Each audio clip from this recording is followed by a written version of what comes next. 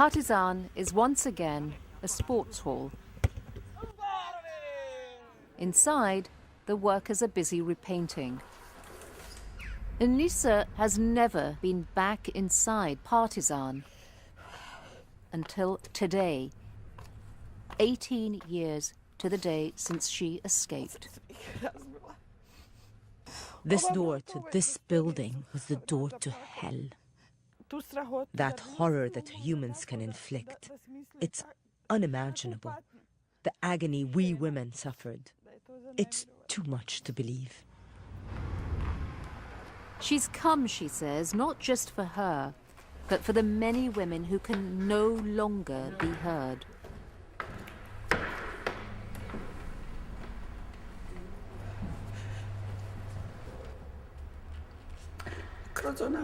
Through that door, they brought them in and out.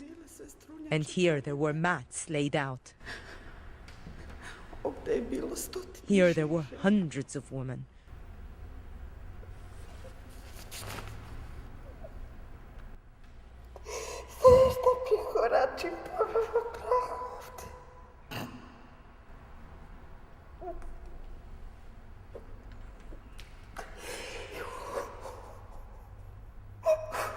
The memories come flooding back.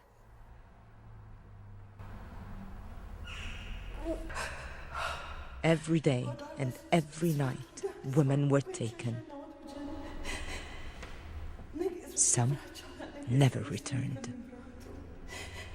The fear was so great, she says, even the children were too afraid to cry. Here people died of starvation as well, only able to eat what little crumbs were left over from the soldiers. How is it possible for people to play table tennis here today? They're repainting so no one else can see what they did to us. They can't cover that up.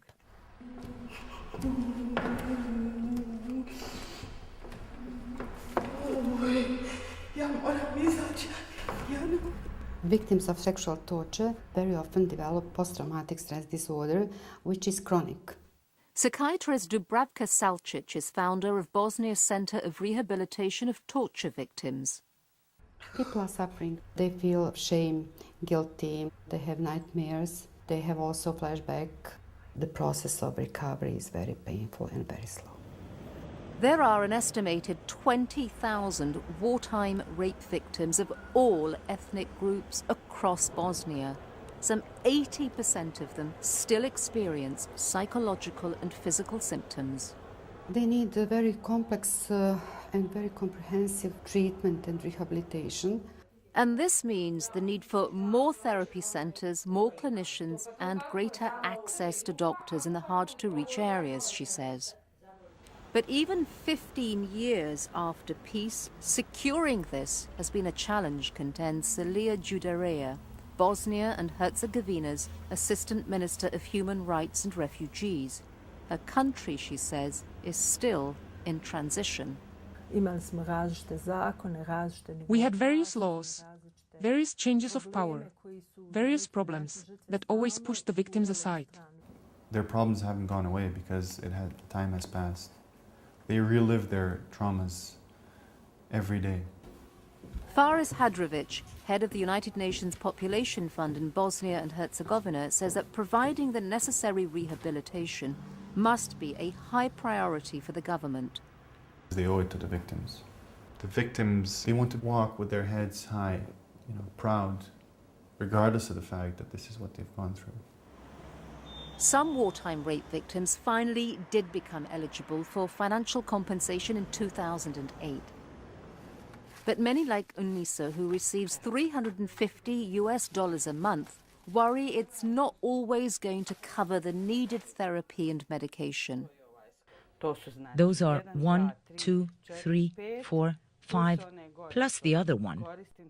That's 6 different medications I take daily. Unisa is now working as a housekeeper and a cook to make ends meet. Keeping busy helps, she says. So does being there for others. She's founded a survivors group with some 2,000 members from all over Bosnia, each with her own story. For these women, the group has become a kind of informal therapy. They meet to sew, to talk, to cry. As for the question of securing justice, cases of rape in Foča were tried here at the UN's International Criminal Tribunal for the former Yugoslavia. The Foča trials made history, marking the first time an international tribunal prosecuted sexual enslavement as a crime against humanity. The trial began on March 20th, 2000. May we have the parties, please? The accused, Dragoljub Kunarac, Radomir Kovac, and Zoran Vukovic, all former Bosnian Serb fighters. Judge Florence Mumba. The three accused, who are ethnic Serbs, have been charged by the prosecution with violations of the laws and customs of war and with crimes against humanity.